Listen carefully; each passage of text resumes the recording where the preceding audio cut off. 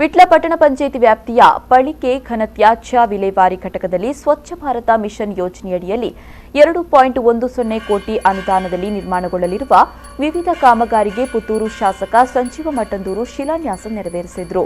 ಶಿಲಾನ್ಯಾಸ ನೆರವೇರಿಸಿ ಮಾತನಾಡಿದ ಶಾಸಕರು, ಸ್ವಚ್ಛ ಭಾರತ ಕಲ್ಪನೆಯದ್ದೇ ಪ್ರಧಾನಮಂತ್ರಿ ನರೇಂದ್ರ ಮೋದಿ ಅವರು ಸ್ವಚ್ಛ ಭಾರತ ಮಿಷನ್ ಅನ್ನು ಜಾರಿಗೆ ತಂದಿದ್ದಾರೆ. ಇದರ ಮೂಲಕ ಸ್ವಚ್ಛತೆಗೆ ವಿಶೇಷ ಅನುದಾನ ನೀಡಲಾಗ್ತಾ ಇದೆ.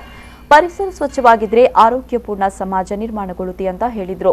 ವಿಟ್ಲ ಪಟ್ಟಣ ಪಂಚಾಯಿತಿಯಾಗಿ ಮೇಲ್ದರ್ಜೆಗೇರಿದ್ದು ನಿರಂತರ ಅಭಿವೃದ್ಧಿ ಹೊಂದ್ತಾ ಇದೆ. ಇಲ್ಲಿಯ ಮೂಲಭೂತ ಉದ್ದೇಶಕ್ಕೆ ಅನುದಾನ ಬಿಡುಗಡೆಗೊಳಿಸಲು ಮುಖ್ಯಮಂತ್ರಿಗಳ ಜೊತೆ ಮಾತುಕತೆ ನಡೆಸಿದ್ದೇನೆ.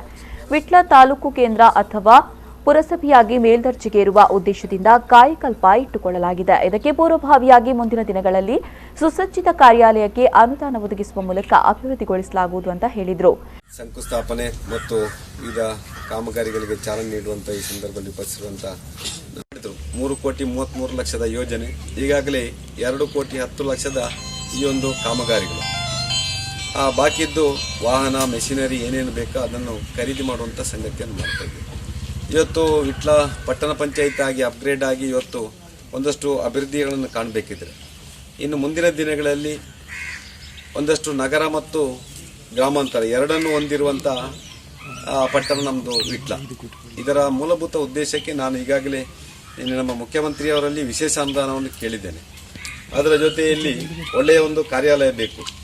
ಹೊಸ ಪಟ್ಟಣ ಪಂಚಾಯತ್ ಆದ ಮೇಲೆ ಬರುವಂಥ ನಮ್ಮ ಎಲ್ಲ ನಾಗರಿಕರಿಗೆ ಅಲ್ಲಿ ಬೇಕಾದಂಥ ವ್ಯವಸ್ಥೆಗಳಿರಬೇಕು, ಅಲ್ಲಿರುವಂಥ ನೌಕರರಿಗೂ ಒಳ್ಳೆಯ ವ್ಯವಸ್ಥೆ ಇರಬೇಕು ಅಂತೇಳಿ ಆ ಕಾರ್ಯಾಲಯಕ್ಕೆ ವಿಶೇಷವಾಗಿ ಅನುದಾನವನ್ನು ನಾನೀಗ ಪುತ್ತೂರು ನಗರಸಭೆಗೆ 5 ಕೋಟಿಯ ಒಂದು ಒಳ್ಳೆಯ ಕಾರ್ಯಾಲಯವನ್ನು ಕಟ್ತಾ ಇದ್ದೇವೆ. ವಿಟ್ಲ ಪಟ್ಟಣ ಪಂಚಾಯಿತಿ ಅಧ್ಯಕ್ಷೆ ದಮಯಂತಿ, ಉಪಾಧ್ಯಕ್ಷ ಜಯಂತ ನಾಯ್ಕ ಸೇರಿದಂತೆ ಮತ್ತಿತರರು ಈ ಸಂದರ್ಭ ಉಪಸ್ಥಿತರಿದ್ದರು.